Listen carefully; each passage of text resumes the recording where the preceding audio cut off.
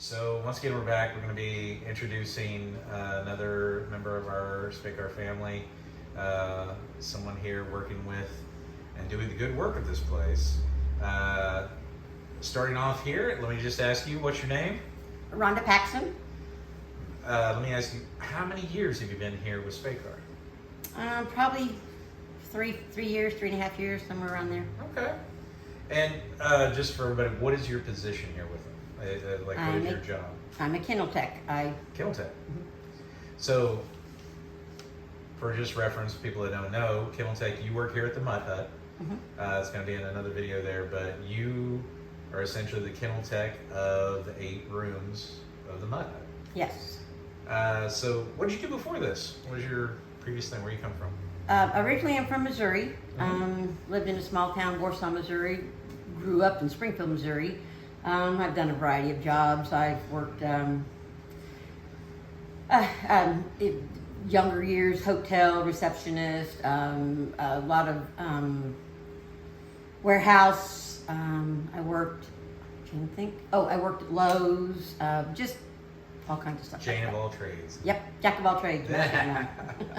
What brought you to SPACAR? Well, when I first moved to the area, I like following animal videos and such, and I ran across Sky Took Paws and Claws and became interested in it. They were featuring one specific dog, and I was watching that, and then just the more I watched, the more I wanted to be involved in it because I could see what they were doing, and I really felt a draw to them. Oh, okay. Let me ask you, why do you do this work for? You can. Oh, hey, buddy. So, this is Milo. Gonna be one of the dogs here. As you can see. Thank you, Milo. Thank you, Milo. Good boy. Milo is a beautiful, beautiful boy. Go on. And gonna have to be. No, you can't go through there. So, I guess what we're doing is, why do you do this work? Why do you do rescue work? I've always had a passion for animals.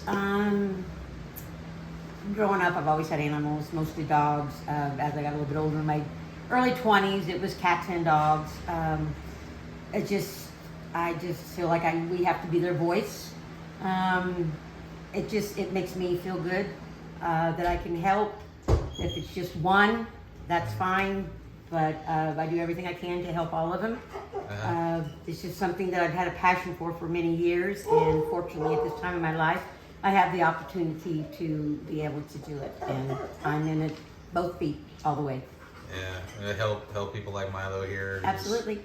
Who is just about to speak. It was this great video editing. We're going to have to try and tell Milo's story here soon. He's sore. Love the boy.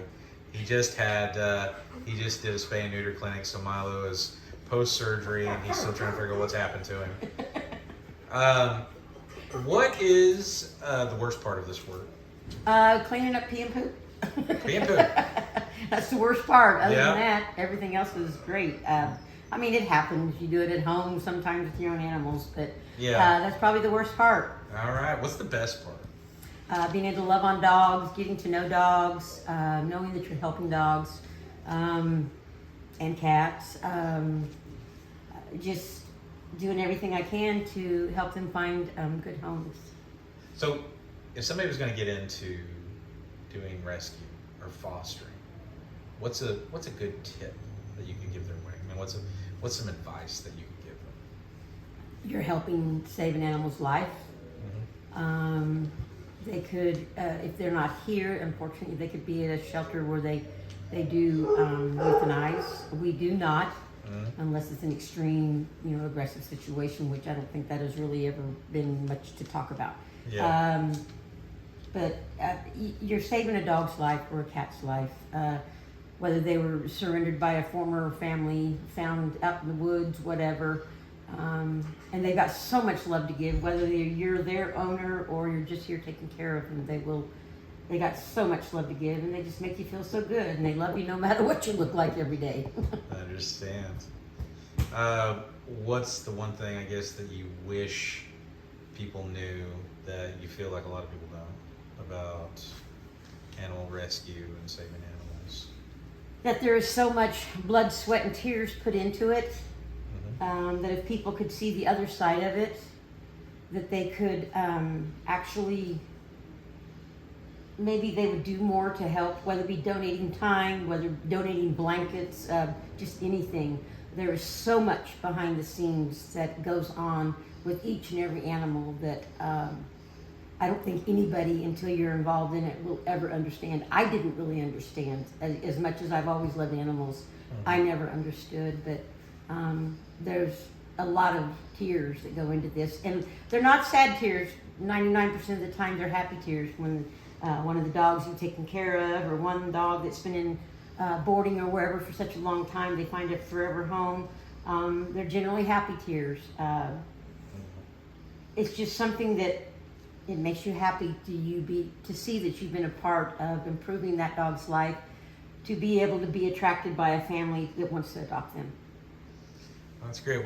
So I guess my last question is, what is your hope for the future, moving ahead with SPACAR and everything? I mean, what's your hope for the future? I hope they can expand to have larger facilities. We already save thousands of lives a year. Will do anything and everything in my power to make that to be maybe tens of thousands we can do eventually. I know that's a couple, 2 or 3 years down the road, but I want to help them grow and become very successful and very respected. I want them, because everybody aboard is so great, so giving, so helpful, so loving to the animals, that I know there's more people out there, and if we get more people involved in any way, that they can grow and help lots more animals. Well, that's amazing. And I want to thank you for your time. Sure. I want to say, our friend Milo, he skipped right at the front of the line, decided to steal the show, couldn't wait. Milo's had a tough day. Yeah. He is one of our 8 that's here at the Mud Hut, and he's going to be up for adoption. We'll tell his story here shortly, and hopefully try and move him to forever home. He's been a great dog. I spent some of the day with him today, and so he just decided to crash the party. So anyway, thank you for sitting with me, and I hope you both have a great day. Milo, appreciate you.